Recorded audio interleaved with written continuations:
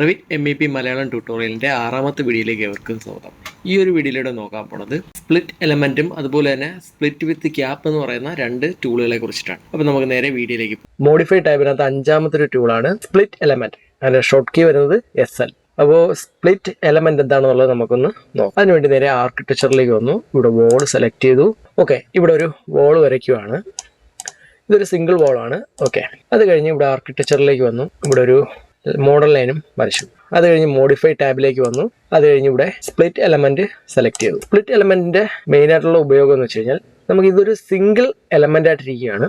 ഈ ഒരു എലമെന്റിനെ നമുക്ക് സ്പ്ലിറ്റ് ചെയ്യാനായിട്ട് കഴിയും. അതായത് ഇവിടെ കൊണ്ടുവന്ന് ക്ലിക്ക് ചെയ്ത് കഴിഞ്ഞാൽ ഇത് സെപ്പറേറ്റ് ഒരു എലമെന്റ് ആയിട്ട് മാറും. ഇപ്പൊ ഇതിലൊരു എലമെന്റ് വേണമെങ്കിൽ നമുക്ക് ഡിലീറ്റ് ചെയ്യാം, അല്ലെങ്കിൽ ഇതിന്റെ സൈസ് മാറ്റാം. അങ്ങനെ നമുക്ക് എന്ത് വേണമെങ്കിലും ചെയ്യാനായിട്ട് കഴിയും. ഓക്കെ, അതുപോലെ തന്നെ നമുക്ക് ഈ ഒരു മോഡൽ ലൈനിനെ സ്പ്ലിറ്റ് ചെയ്യാനായിട്ട് കഴിയും. ഇതുപോലെ സ്പ്ലിറ്റ് ചെയ്ത് മാറ്റാനായിട്ട് കഴിയും.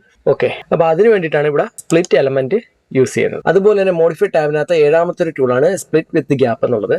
അതിന്റെ ഉപയോഗം എന്താണെന്നുള്ളത് നോക്കാം. അതിന് വേണ്ടിയിട്ട് സ്പ്ലിറ്റ് വിത്ത് ഗ്യാപ്പ് സെലക്ട് ചെയ്യുക. സെലക്ട് ചെയ്തതിനു ശേഷം ഇവിടെ വോളിലേക്ക് വന്ന് റൈറ്റ് ക്ലിക്ക് കൊടുക്കണം. റൈറ്റ് ക്ലിക്ക് കൊടുക്കാൻ നേരത്ത് ഇവിടെ സംഭവിക്കുന്നത് ഇവിടെ ചെറിയൊരു ഗ്യാപ്പ് കൂടെ ഉണ്ടാകുന്നു. അതായത് നമ്മളിവിടെ സ്പ്ലിറ്റ് എലമെന്റ് കൊടുക്കാൻ നേരത്ത് ഇവിടെ പ്രത്യേകിച്ച് ഗ്യാപ്പ് ഒന്നുമില്ല, ഇതിനെ രണ്ടായിട്ട് സ്പ്ലിറ്റ് ചെയ്തിട്ടുണ്ട്. പക്ഷെ നമ്മൾ സ്പ്ലിറ്റ് വിത്ത് ഗ്യാപ്പ് എന്നൊരു ടൂൾ ഉപയോഗിക്കുമ്പം ഇവിടെ ചെറിയൊരു ഗ്യാപ്പ് ഉണ്ടാകുന്നുണ്ട്. അതാണ് ഇതിന്റെ വ്യത്യാസം. ഇനി വേണമെങ്കിൽ നമുക്ക് ഈ ഗ്യാപ്പിന്റെ അകലം നമുക്ക് ഡിസൈഡ് ചെയ്യാം. ഇവിടെ വന്നതിന് ശേഷം, അതായത് സ്പ്ലിറ്റ് വിത്ത് ഗ്യാപ്പ് എന്നുള്ള ഓപ്ഷൻ ആ ടൂൾ സെലക്ട് ചെയ്തതിനു ശേഷം ഇവിടെ നമുക്ക് ഗ്യാപ്പിന്റെ റേഞ്ച് ഒരു 60 കൊടുത്തു. ഓക്കെ, അതിനുശേഷം ഇവിടെ നമ്മൾ ക്ലിക്ക് ചെയ്യുകയാണെങ്കിൽ നമ്മൾ കൊടുത്തൊരു ഗ്യാപ്പ് ലെവൽ ഉണ്ട്. ആ ഒരു ഗ്യാപ്പ് ലെവൽ അനുസരിച്ചിട്ടുള്ള ഒരു ഗ്യാപ്പ് ഇവിടെ വരും. ഇവിടെ നമ്മൾ നോക്കിക്കഴിഞ്ഞാൽ നമുക്കിതിനെ മൂവ് ചെയ്യാൻ കഴിയത്തില്ല, കാരണം മൂവ് ആകും, പക്ഷെ ആ ഗ്യാപ്പ് അതേപോലെ തന്നെ നിൽക്കും. ആ ഒരു ഗ്യാപ്പിന്റെ പൊസിഷൻ മാറുന്നതേ ഉള്ളൂ, ആ ഗ്യാപ്പിന്റെ മെഷർമെന്റ് അതുപോലെ തന്നെയാണ് നിൽക്കുന്നത്. ഇനി നമുക്ക് ഈ ഗ്യാപ്പിന്റെ അകലം മാറ്റണമെങ്കിൽ ഇവിടെ അൺലോക്ക് കൊടുത്താൽ മതിയാവും. ഓക്കെ, അതിനുശേഷം വേണമെങ്കിൽ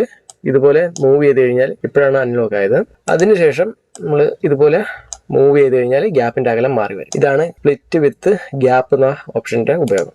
ഇനി നമ്മൾ അറിഞ്ഞിരിക്കേണ്ട വേറൊരു കാര്യം, ഈ ഒരു ഓപ്ഷൻ സെലക്ട് ചെയ്തു. അത് കഴിഞ്ഞിട്ട് ഇവിടെ നമുക്ക് മാക്സിമം ഒരു റേഞ്ച് പറയുന്നു. 300 mm വരെയാണ് നമുക്ക് മാക്സിമം കൊടുക്കാൻ പറ്റുന്ന ഒരു ഗ്യാപ്പ് എന്ന് പറയുന്നത്. അതിനെക്കാട്ടിയും മേളിലേക്ക് വന്നു കഴിഞ്ഞാൽ ഒരു 350 കൊടുക്കാം. ഓക്കെ, ഇവിടെ ആ ഒരു വാല്യൂ കൊടുക്കാൻ പറ്റില്ല എന്നാണ് പറയുന്നത്. ഓക്കെ, അപ്പൊ ഇതാണ് സ്പ്ലിറ്റ് എലമെന്റും അതുപോലെ തന്നെ സ്പ്ലിറ്റ് വിത്ത് ഗ്യാപ്പ് എന്നുള്ള ഒരു ടൂളിന്റെ ഉപയോഗം.